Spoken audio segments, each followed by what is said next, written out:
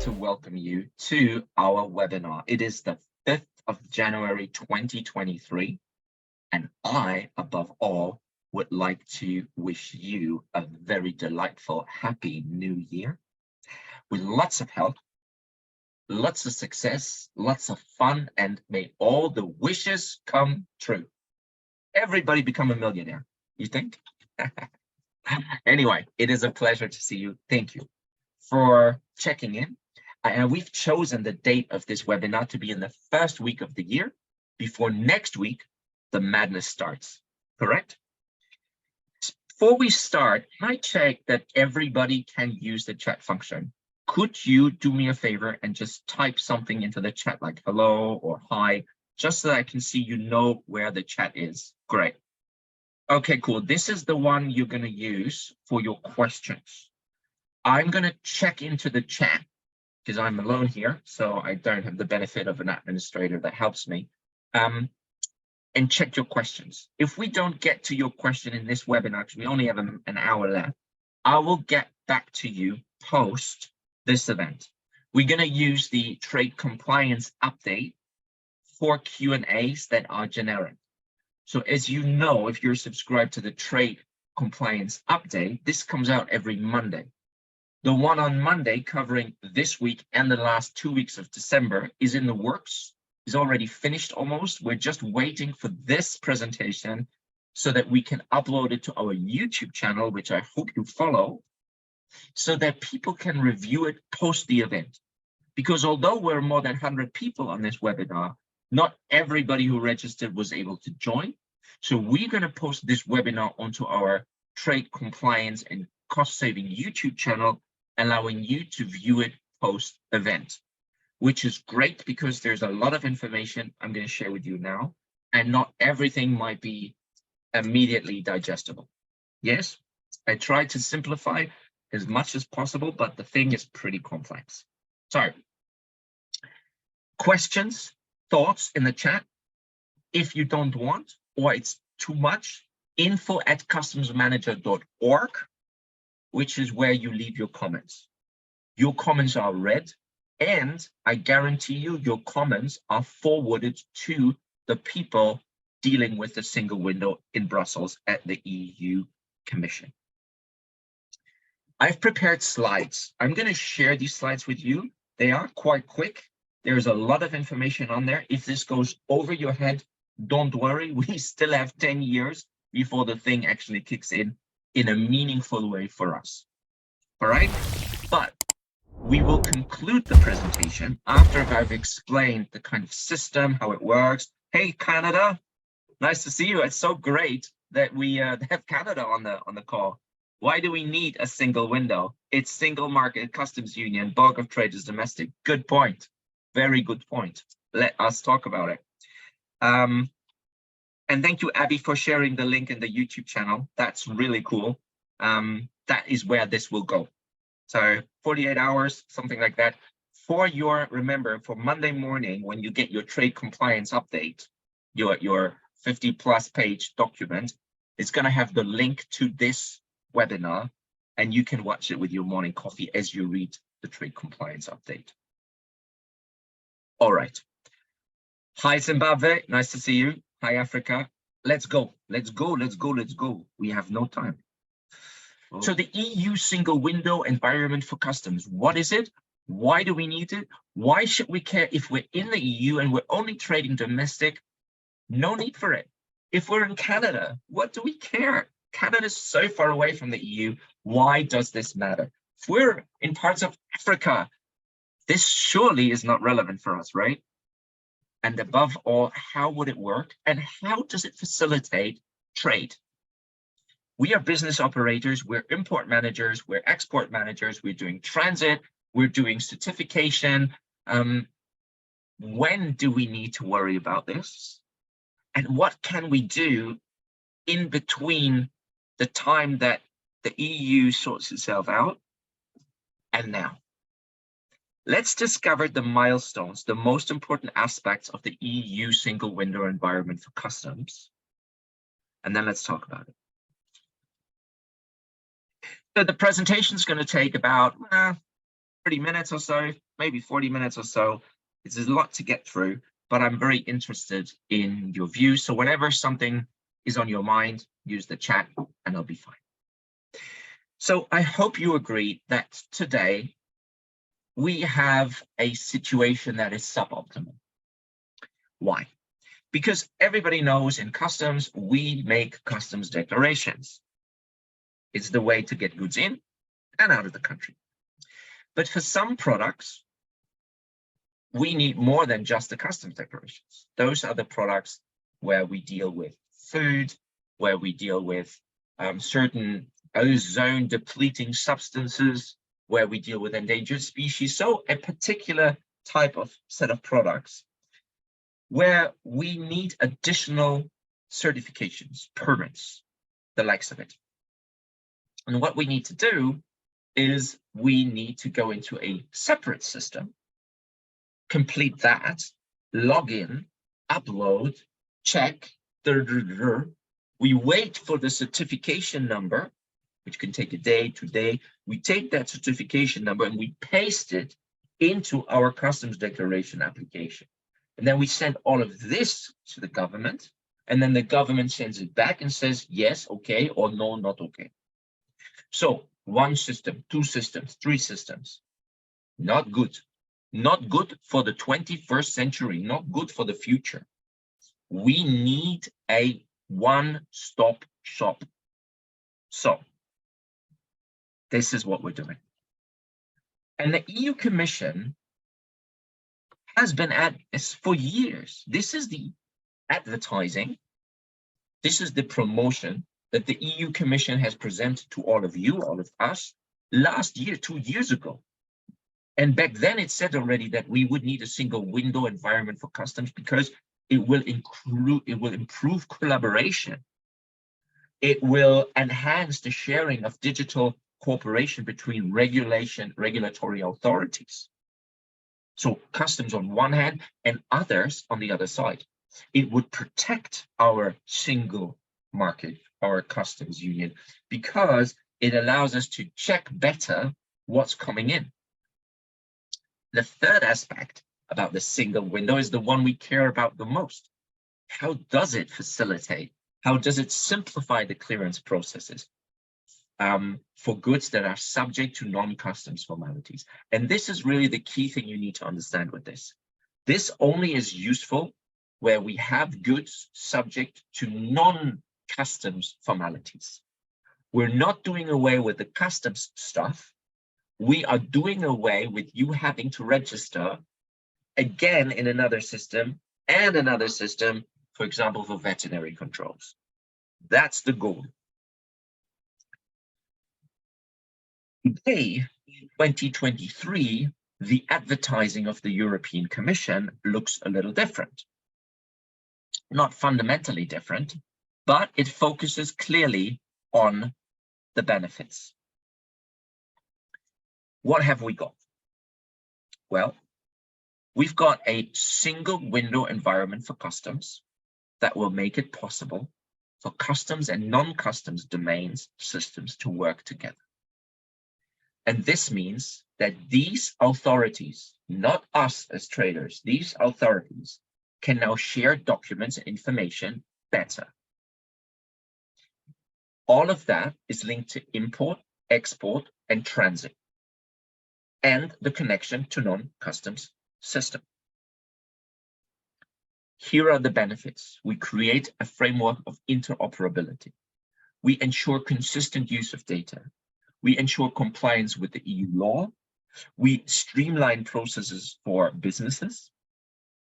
We reduce the scope for fraud and error, and we reduce costs and administrative burden. If you read this, win, win, win all across. The question is just, do we really benefit as the trade community? I ask you, what do you think? Type it in the chat right now. Let me share my reflection. My reflection is just my opinion. It is not the government's opinion, not anybody's opinion, is what I think right now. You may have a different view. I'd like to hear it. Let's continue. So in order to understand this EU system, let me just focus for a moment on the architecture, the infrastructure. How will it work, right? That's what you're asking. How will it work? Okay. So the first thing to understand is there are three parts of it, right? So three different parts that all need to be developed / need to work together. The non-customs system, so veterinary, health, ozone depleting, the national single window on the other side, which is your German single window, your Danish single window, your Slovakian single window. And then you have the middle piece, the middleware. In the middle sits the EU CSW-CSW-CERTEX, which is this long word, European Union Customs Single Window Certificates Exchange System. So this is the one that connects them all. The non-customs systems, veterinary, health, and the national system, the German customs single window. And it is through this exchange that all the information and all the data will pass, convert data into the right formats so that systems can read it. So let's stick with the first system for a moment. What is it? These non-custom systems? Well, already explained. The EU has developed non-custom systems, but they all feed into the customs clearance process. We cannot make a customs declaration without getting the authorization out of these other systems. So we are dependent on them. Health and safety, protecting the environment, fisheries, agriculture, export controls, market surveillance are the key ones. The good news is they are all developed by the EU Commissions in Brussels. The EU Commission is also developing this middleware, this connection thing. And so therefore it should be relatively straightforward for these authorities or these departments of the EU Commission to talk to each other. If you want in graphics, there you are. You have these mandatory union non-custom systems and voluntary union non-custom systems. What are these? So the non-customs mandatory systems are what they say. So this is, you are required to put into the customs declaration a certain code and a certificate number in order to file your customs declarations, which will allow you to import, export, transit, etc. Without that number, computer says no. That's a mandatory system. The voluntary system is where you may or you may not enter the system, enter this information, enter this certificate, enter this detail. If you don't, you won't be penalized. You can still submit your customs declaration. On the left, you see what's what. DG Sante traces. DG means Directorate General. Sante is the authority. So this is the Ministry of Health, so to speak, Sante. DG Agri is the Ministry of Agriculture. Then we have Taxud, Taxation and Customs Union. Klima, climate change, obviously. DG Grow is, enterprise, is a business department. DG Trade is what you think, Directorate General for Trade, and ENV is environment, obviously. So all of these authorities, these ministries, these departments, these Directorate Generals have their own systems. Now let's link them all together. These are the non-custom systems that the EU has identified. Do you know of other non-custom systems that you think we should connect with? If so, put it in the chat right now. Do you know of local systems that we should connect with? Taxes, etc. Please put it in the chat. I'd really like to know. Let me give you an example of how we can address that and how we can connect non-custom systems with European single window systems. So in the EU, if you're dealing with animal-based food, products of animal origin, you're dealing with certain plants, all of that require organic products maybe, you may have a licensing requirements outside customs. You then know that you use traces. Even if you're in Canada, if you're around the world, you know if you want to send something to the EU, traces. It's your sanitary and phytosanitary certification system run by DG Sante. Aims to protect the health of people, of animals, all wonderful, needs to be done. Veterinary inspection might be required. Certification is usually always mandatory. First step is a shed, which is your notification that you're going to be arriving in the EU and that you have a certificate. Second is the certificate itself, right? The veterinary certificate, the export health certificate, if you want. All of that needs to be ready. You need to be uploading it into Traces. Then you get notification from the vet saying, please come. You go there and you go through the whole dance: inspection, not inspection, open, laboratory testing, etc., etc. All of that outside customs. Customs, don't know. I'm not a vet. I'm a customs guy. I'm not a vet. Okay.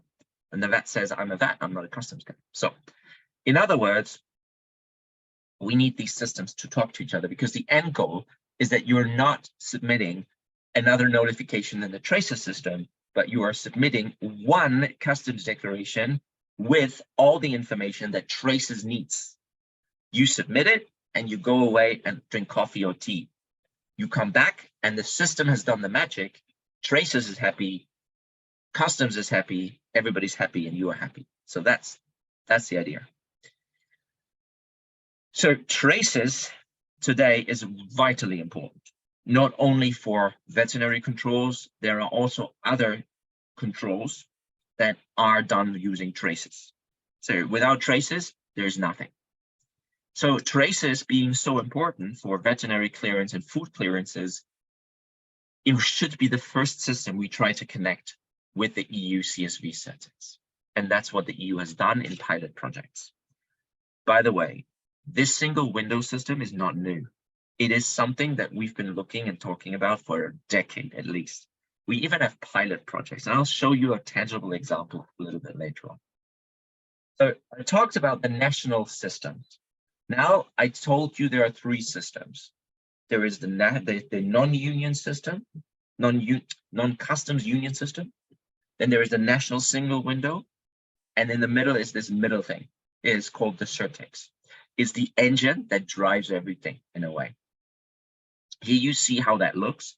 In EU speak, it is the framework for cooperation that facilitates interoperability between customs and non-customs domains to streamline the electronic exchange of documents and information required for goods clearance. So you got the non-union system, as I said, on the left, and then you've got that member state system on the right, and then you've got CERTEX in the middle. Okay, so I think it's pretty clear now. You need to think of CERTEX as the middleware. And the question is, what can CERTEX actually now do? So digital exchange, we already talked about. It can deal with a wide range of non-customs documents, certificates, licenses, permits, and non-customs formalities. These are all stored at present in different non-customs systems in the EU, and now we can connect them.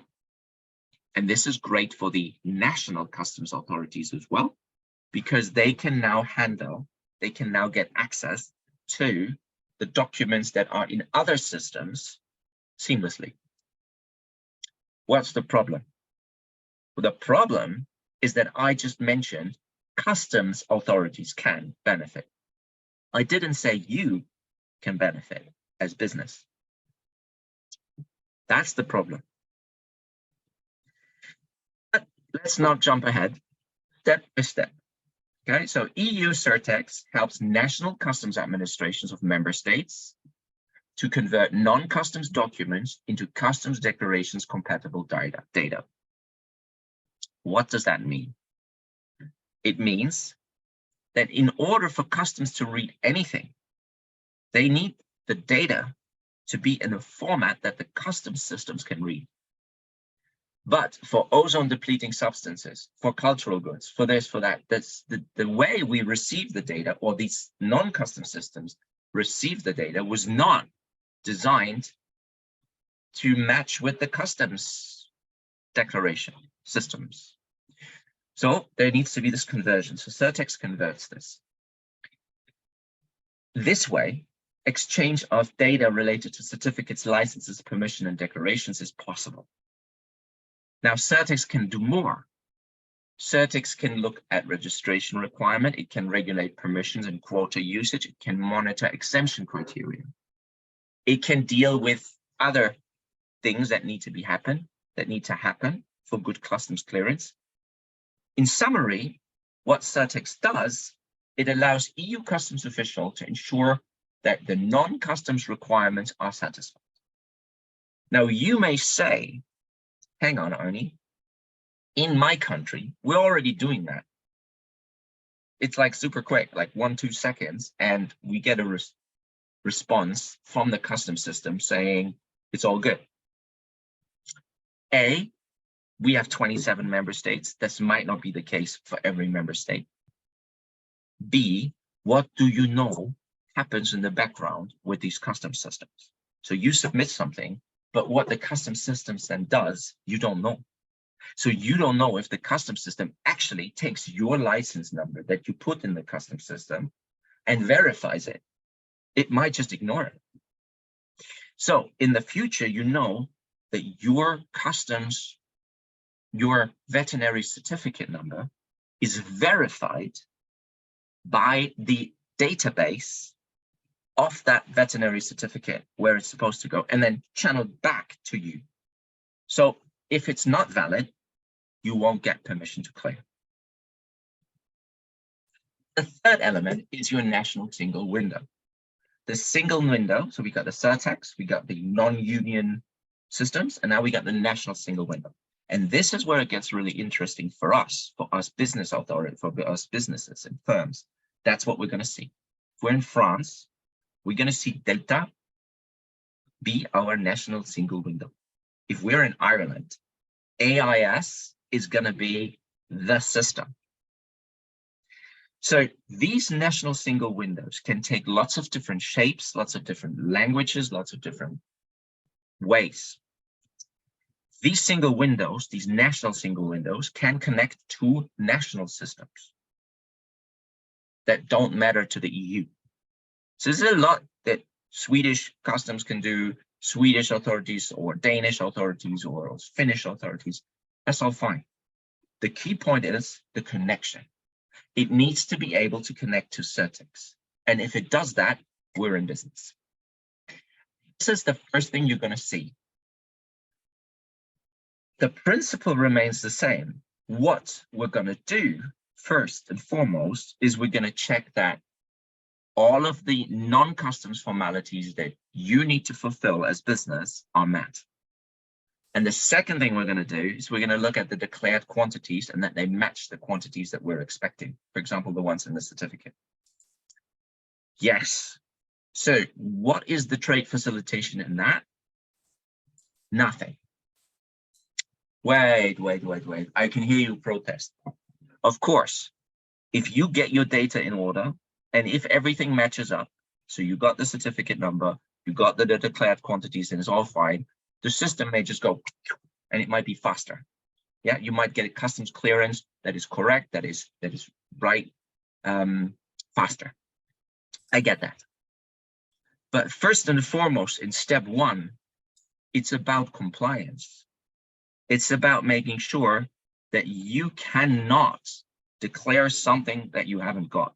If you don't got the certificate, you won't file. And this is why we need to talk about what we've always talked about, and that is to make sure your data is correct, complete, and timely all the time. And now this data needs to be even more extended. There needs to be much more data because now you're filing one customs declaration and you include the data for the veterinary certificates, etc. You want to put this into a graphic, then I am piggybacking on the EU Commission here. This is the mechanism of the EU single window environment that the EU Commission presented to the WTO. So I'm just going to use that, right? And here is what you see. You see that there is this, on the left, there is this system, which talks about government to government. And that's the first initial phase. And this is where we share information between customs and partner competent authorities. And there are 14 formalities that's been identified that would be in scope here. And the second part is about B2G collaboration. This is where the business is coming, but at a second stage. So this is where we really address trade facilitation. And you can already see that the EORI number makes its return as a really crucially important part of the whole system for us. So this is it. G2G first, B2G second. And if you want to see how this works in a graph, I propose this graphic, right? Because it's also from the Commission, not from me. But what I've changed it a little bit to make it clear. So in the first step, we have the UK food business applying for a veterinary certificate, right? They want to come to the EU with beautiful Welsh lamb, for example. And they apply to the local vet, and the vet comes and sees the lamb and says, wow, this is really pretty, nice, juicy, awesome. Stamp of approval, we go to non-customs formality, then you take your shiny certificate as a Welsh farmer and you put it into the traces, then traces connects it to EU CERTEX. On the other hand, the Hamburg importer who wants to supply people on vessels or on or in Hamburg or in northern Germany, waits for this beautiful Welsh lamb, makes a customs declaration and says we're going to get that certificate number because the Welsh farmer has called the guy in Hamburg and has told him the number. So customs declaration with that number, veterinary certificate number in there, national customs system, and then you make a customs declaration citing the relevant numbers. This then gets matched and ideally approved. So in a nutshell, what happens here is a verification of data from one end to the other between non-related systems. This is not a trade facilitation measure. This is a compliance measure. This is to make sure that what you tell on one end matches what the other guy says on the other end. Second step is then the business to government approach. And here we see real benefits. So if we start with one, now you've seen that we only have one person to add data into this, and this is the economic operator, say, for example, in Germany, or maybe also the economic operator in a third country, say in Canada, for example. We would then need a connection with other systems, of course.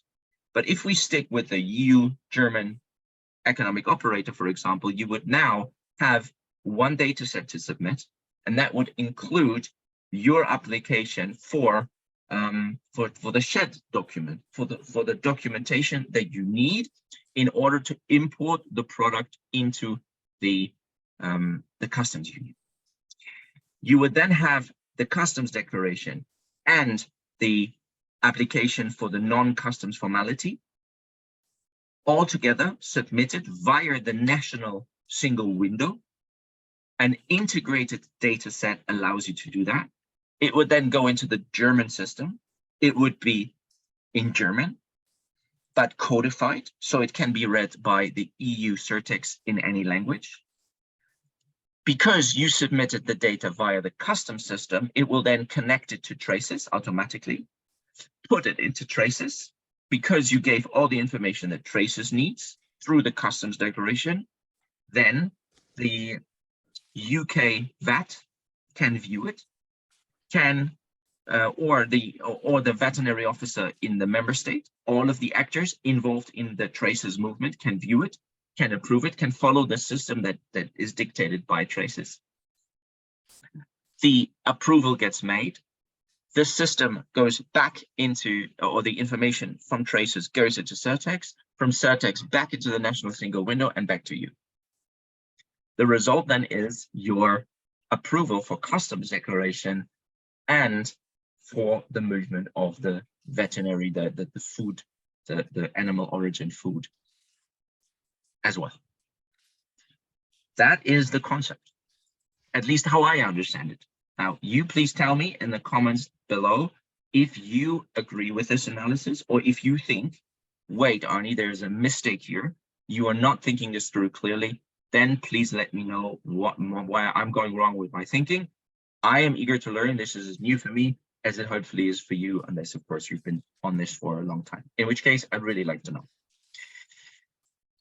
When is this going to happen? Well, there are two phases, as I said. One is the government-to-government approach, which I think is not about trade facilitation. And the second point is about trade facilitation. So when do we get to phase 2? So phase 1 is going to start in 2 years. When I say start, I think it means already connected.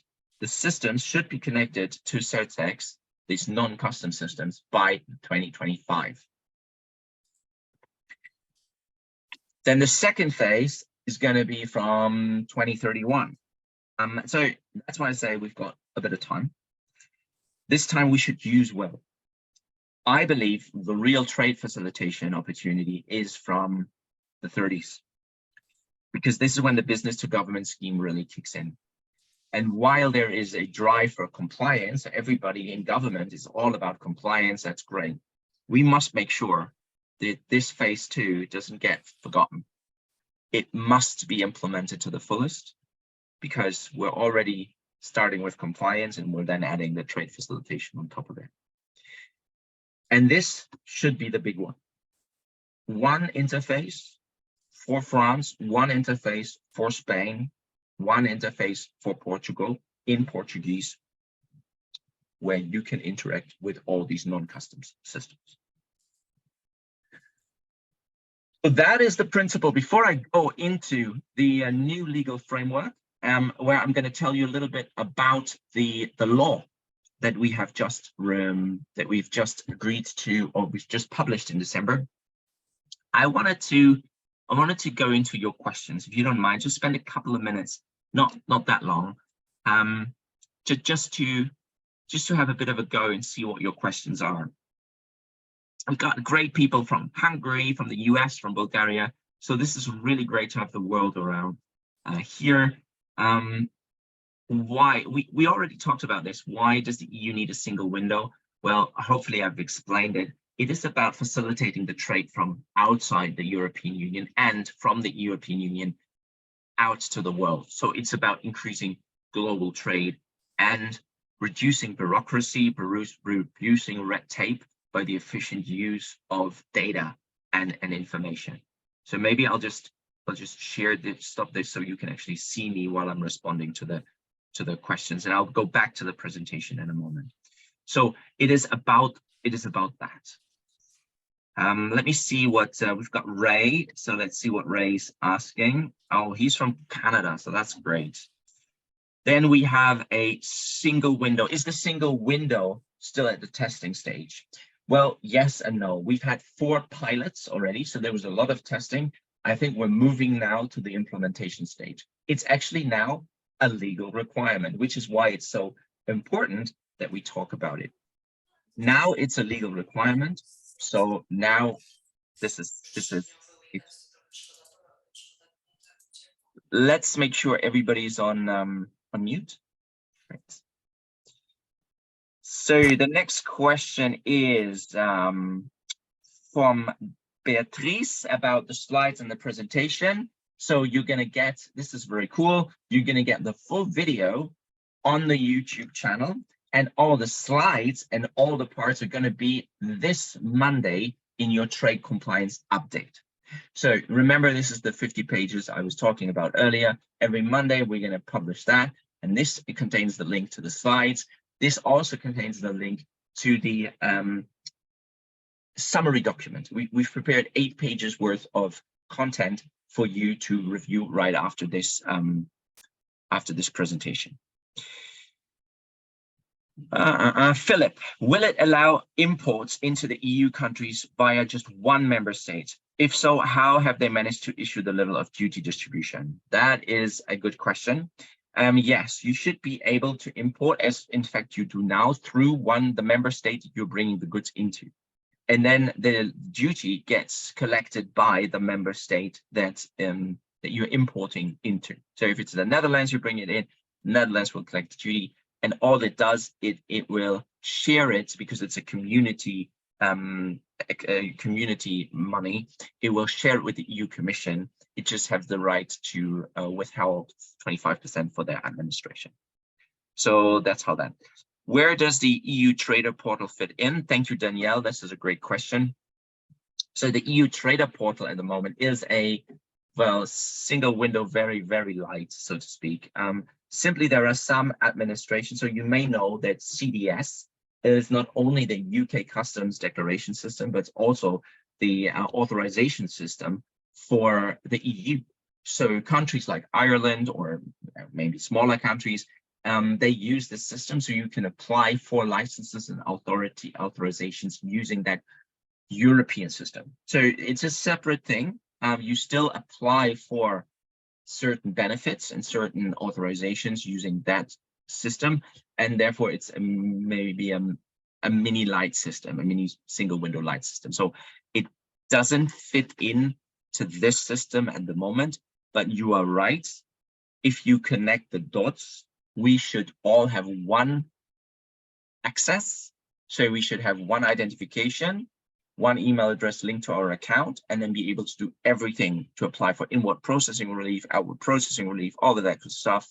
Should be able to do that while lodging customs declarations at the same time. So in an ideal world, this is it.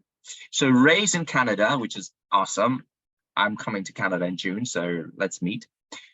In Canada, we've been using single window, and it has been implemented for years. As you mentioned, it simplifies when accounting goods for various other government departments.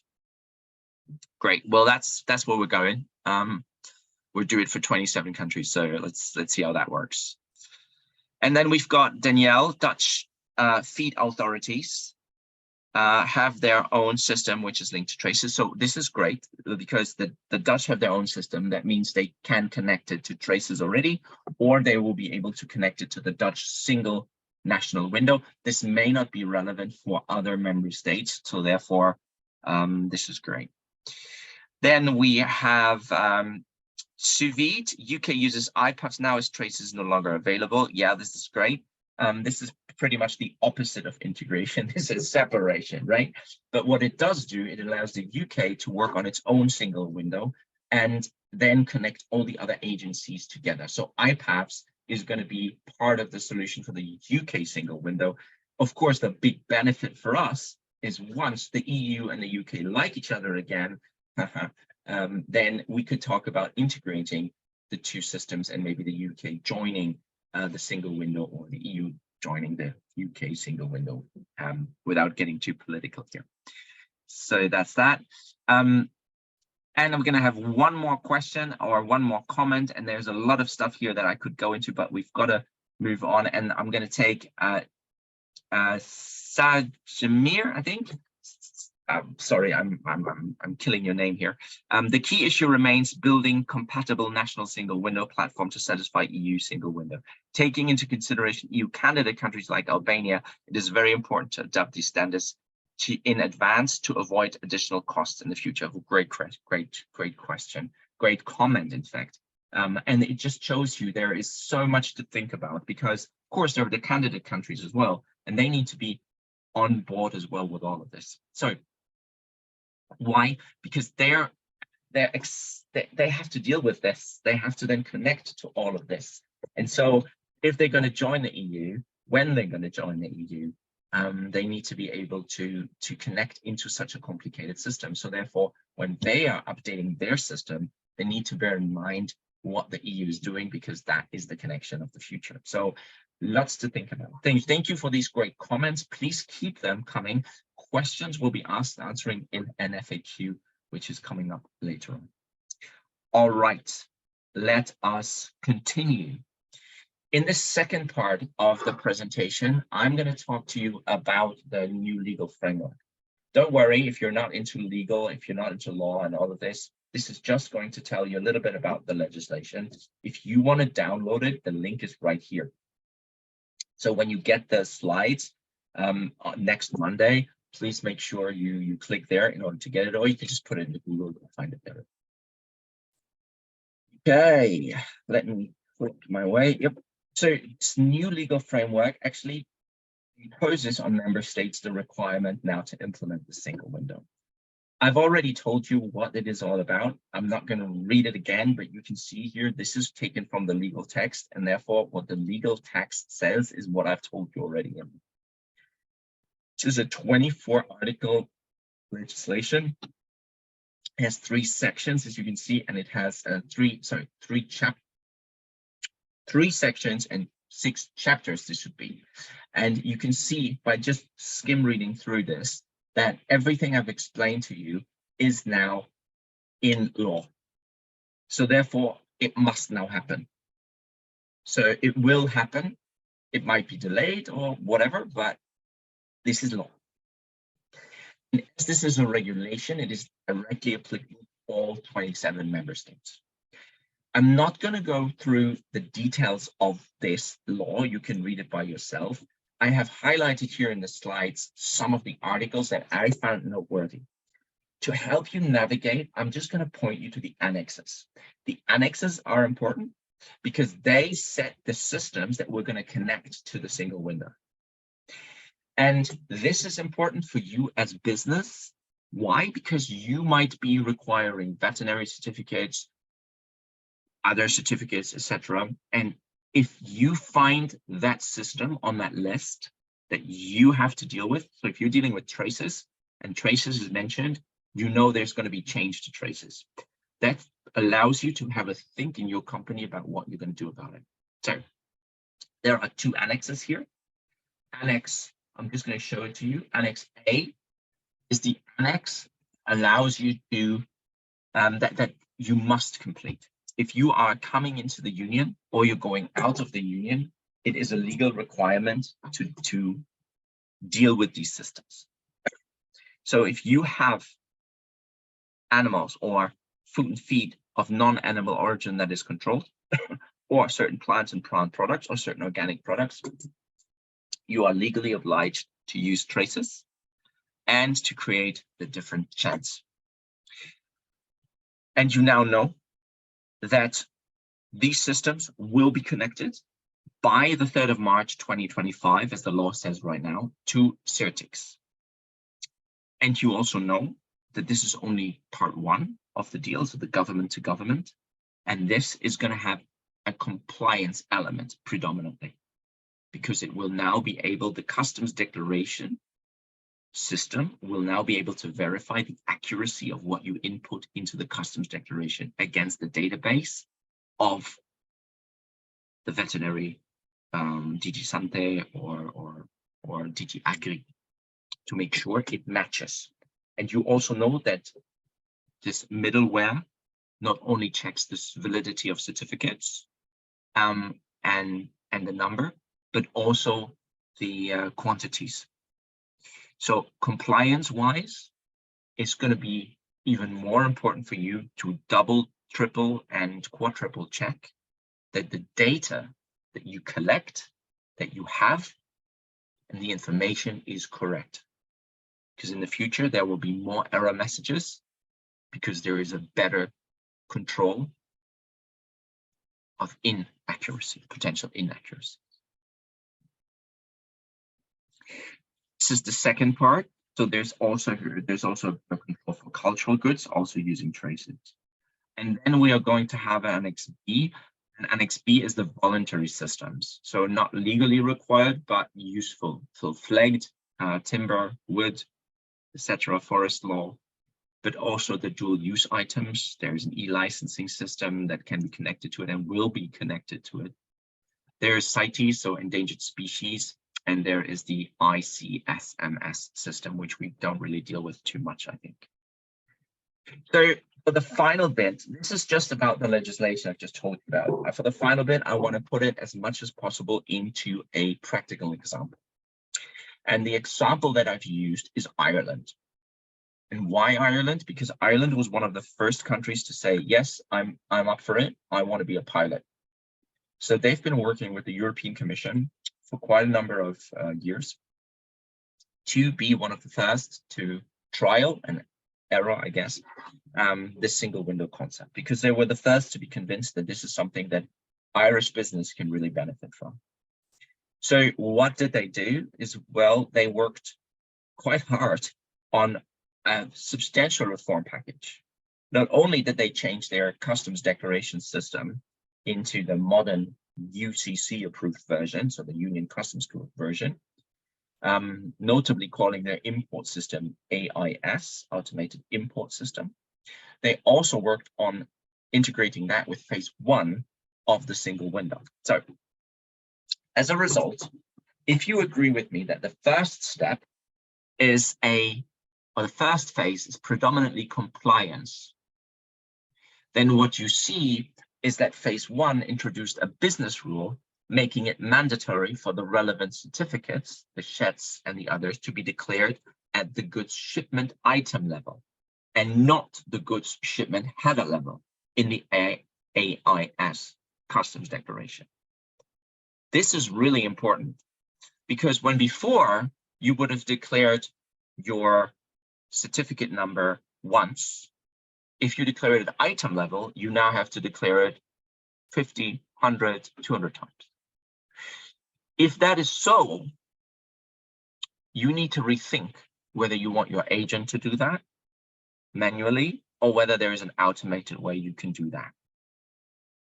Don't forget that the direction of travel is away from manual labor and into automated labor. So you must therefore declare this certificate number on every line item. This is the practical consequence of this single window. What does that mean? Again, more work, more administration, and less ability to get it wrong.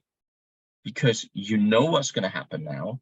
They're going to take that, check it against the database to make sure it's correct. So here you see some details about how this should work. I'm not going to go into the details of all this, but you hopefully understand the point. So the first step in your journey of getting to trade facilitation using a single window is trade compliance obligations don't increase. They were there before, but they're being enforced.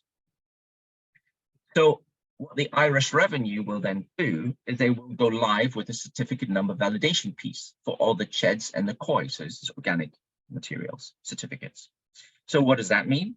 Well, first we tell you to enter the number into the declaration, the certificate number. We will require that at item level, and then we will actually start to compare and contrast with our database, or correction, with the EU database on CHEDs and COI certificate numbers that are valid. So you see, step by step, we're going to get closer to where we need to be. However, it goes via higher compliance. Again, it requires you to make sure that your CHED and COI numbers are up to date, correct, and are entered in the right way. So Ireland's going to go down that route on the 11th of January, and then we're not finished, okay? Because now we know that when we got the certificate number and the combined nomenclature code, the tariff code, the CN code requires any of these certificate numbers, we now know what AIS is going to do. AIS is not just going to accept them as valid. They're going to carry out an initial validation of the certificate number against the EU database. And it will reject the import declaration before an MRN is issued. The certificate number cannot, if the certificate number cannot be found on the database. If it's valid, the processing of the declaration will continue and the MRN will be issued as normal. And then there might be other steps that you need to take. In this case, you need to submit the certificate with that number into the tracer system. And that means completion of all remaining other steps before declaring the certificate number on the import declaration. So what does it mean? It means you need to still carry out the work on traces before you actually try to put in the number required onto the customs declaration of the AIS. So trade facilitation in this aspect, 0, nothing. Same work as before, just higher compliance now, or validation check. So the only way to get to trade facilitation is via increased compliance, is my argument. Then it's not finished, and Ireland will phase in quantity checks, which I already talked about, the numbers. Now we're matching the CN code and the net mass and the supplementary unit against the relevant databases. So again, there's more potential of error. There shouldn't be, because your data is correct. But if you don't have your data accurate completely at all times, then you'll see more data, more error messages. And that's going to happen this year as well. So all of that to say what? All of that to say, we've now reached the end of the presentation, and I'm going to ask you for your comments, and you are very free to unmute yourself and speak your piece once I'm done with this. What shall we do? What we're going to do in business? Well, let me close this presentation for you, and let me talk to you frankly. We've looked at this single window, and I've explained it is now the law of the land in the European Union. What means that? It means that by 2031, plus minus a few, this has to be implemented. It's not an option, it's not a maybe, it has to be, unless people decide otherwise. So this means all of these systems we talked about, predominantly traces, but also others, will now be connected to the customs declaration system. In the first step, it is all about improving compliance, reducing the risk of fraud. Gone are the days that you could just enter anything, ABC certificate, and have it validated, for then a manual person to check and say, oh, this is wrong. Gone are the days where only one system, the customs system, is going to look at the basic validity and plausibility of your customs declaration. Just listen to this. I check the plausibility of a customs declaration. Anything is plausible. Gone are the days where the only checks we're going to carry out is the length of the certificate correct? Now, what we do is we go into the actual database of the EU and check whether the certificate number that you've put in is actually present. Now we go to a deeper level of verification through connection. This is your single window environment for customs, and nothing else for the foreseeable future.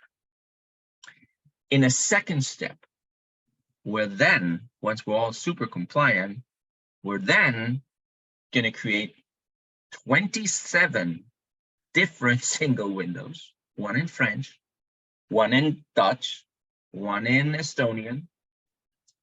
And then we're going to link all of these in the background with the various non-customs systems. So in the end, the Latvian importer logs on in a Latvian single window, types in all the customs declaration information, opens another additional fields, data elements, where you put the veterinary certificate number, maybe the Latin name of the animal. Well, that's a requirement in order to get your health certificate. So maybe you need to know the Latin name. Everything we need for ozone depleting substances, for cultural goods, and likes of it. Then you're going to hit submit, and you're going to wait. You're going to go get coffee, get tea, relax, chill. In the background, that system is going to check with the non-custom systems that your numbers on certificates are correct. And it's going to go back into the Latvian system and tell you the computer says yes. When the computer says yes, not only do you know that customs-wise you're approved, but you should also be good from a traces / ozone depleting substances / CITES perspective. That doesn't happen until 31, maybe later. But in the meantime, what you can do is look at your flows today and in the future. and say, what's my exposure to non-custom systems right now? Are you dealing with traces? Yes. Are you dealing with other systems? Yes. Okay, great. How long is currently customs clearance for you involving these non-customs systems? How accurate sure are you that your systems are actually complete in terms of data, in terms of requirements? Is there a way for you to streamline that? So looking at how you can optimize your process and procedures and work on data integrity is going to be crucial, because in the future, you are the one that, or your colleagues or the people you hire are the ones that you that will make the customs declaration, and you will be given data from all sorts of sources. How do you make sure that when you submit it, when you click that button, it goes through? The only way to do it is to restart the debate on data integrity, ensure that all of your suppliers are giving you the correct data, and to optimize your supply chain in that way. Right, there we have it. That's it. That's the presentation. We've now reached 1 hour. I am going to look into the chat after this, this presentation. I would like to thank you for joining us. I will open the floor for a minute or so right now for you to give any comments if you want. You should definitely put in your questions into the chat. What we're going to do is we are going to collect them. We're going to issue in Q&A, and we're going to publish it with the Trade Intelligence Update on Monday. If you haven't signed up, it's free. It's literally 50 pages of cool, interesting, customs geeky stuff for no charge. So nobody can tell me you didn't know, because I'm literally telling you every week. What else? Nothing else. If you have more information, if you have more questions, please put them in the chat. Otherwise, info@customsmanager.org. One more thing you could do for me, feedback. If you liked it a lot, go to Google, find Customs Manager, and please leave a really good review. If you didn't like it so much, don't use Google. Just joking. But tell me, emailing info@customsmanager.org. I value your feedback. I'd like to know if you liked this presentation. If you didn't, please also tell me. We can improve for the future. So questions, feedback, and then if you have any specific questions on how to optimize your supply chain, how to leverage trade opportunities, how to reduce customs duties, then please don't forget there is a free call with me on our website, www.customsmanager.org. Book expert call, and you get me. You choose the date, you choose the time, and I'll be there. But for now, from the beautiful town of Uelzen, Germany, to your living room, or your bedroom, or your offices, thank you for joining. Thank you for your time. Thank you for your feedback. And I can't wait to talk to you live and in color again somewhere around the world. All the best, guys. Thank you so much. Bye-bye.